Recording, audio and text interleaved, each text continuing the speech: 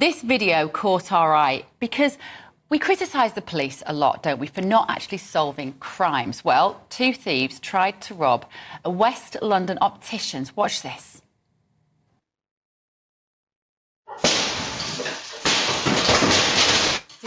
If you are listening on the radio, this is a optician's. This is on Chiswick High Road in West London. It's 4 o'clock in the morning.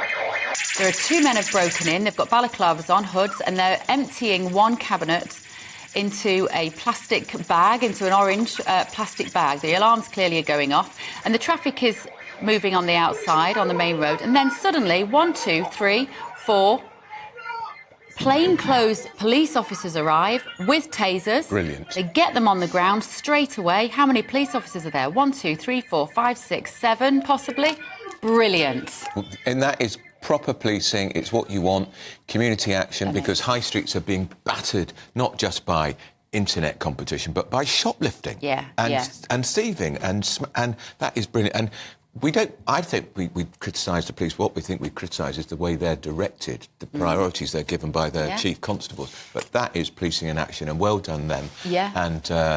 And still, who's going to pay for the blooming shop window to be repaired? They didn't see them coming, though. They should have gone to Specsavers, didn't they? They picked the wrong opticians. Right, let's talk to former Detective Superintendent of Scotland Yard, Shabnam Chowdhury. Shabnam, good morning. I wanted to show that footage because it's just so satisfying to see the bad guys get caught for a change. Do you think it was coincidental that there were so many undercover police passing at that moment? Oh, no, absolutely not. Good morning to you both. That is most likely an intelligence-led operation. So the likelihood is there'd been either some sort of a tip-off beforehand, or police had the intelligence that this was going to occur. Remember, this was at 4 o'clock in the morning. But what I would say, it was an absolutely fantastic job. It really gave me a warm feeling of what policing was like 2 decades ago. This kind of policing was actually the norm. And the reason why it was a norm was because the public used to give information on a regular basis, because the relationship and confidence was so much better.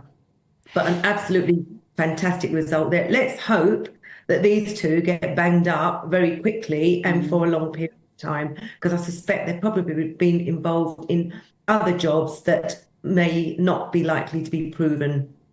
And Shabnam, it's interesting you say intelligence. So somebody who knows these two creatures clearly tipped off the police?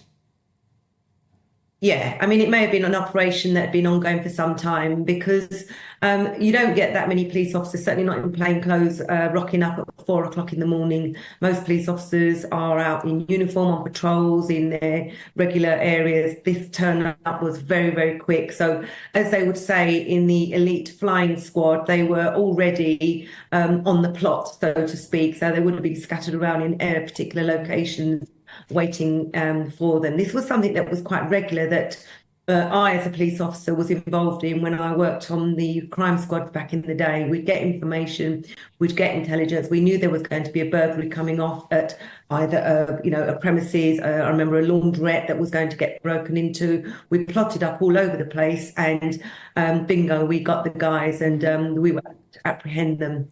And how satisfying is that moment for the police officers involved, Shabnam? It's one of the best feelings. Every police officer wants to catch the bad guys without a shadow of a doubt. But when you catch them, as they say, suspects on premises, the feeling that those officers would have had would have been absolutely amazing, because they know that they're protecting the public. You know, the shop owners themselves said they've had a few problems previously, and they're really glad. You know, it has cost them some money, because, as you say, they've got to now probably increase their insurance because of damage caused, and some of those glasses would have been damaged. You know, these criminals aren't going to pay for them. But it's a great feeling for police officers, I think, generally, when they catch the bad guys. Yeah, brilliant. And Shabnam, I think it's almost a public service to have that sort of footage put out on the internet, because it encourages people. It shows that the police are on the side of the good guys and trying to take down the bad guys. And we need to see more of those clips, I think, don't you? Yeah, I mean, listen, I'm quite critical of policing when I think it's necessary. But actually, on the other hand, there are thousands of hardworking police officers who work behind the scenes, who go out and do this type of work on a day-to-day basis, convicting burglars, robbers. You know, some of those basic crimes like shoplifting is really difficult to resource and to police. But in general, The majority of police officers come to work every single day to do a good job, to protect the public and to bring offenders to justice. Yeah, and it's so lovely to see. Shabnam Chowdhury, thank you so much for joining us this morning. It was actually the police had loaded that footage onto Facebook. That was how I that's saw terrific. it. And they should do it more often because it will encourage people who often think the police aren't on our side. They are. It's great to celebrate the police for once, isn't it? It is.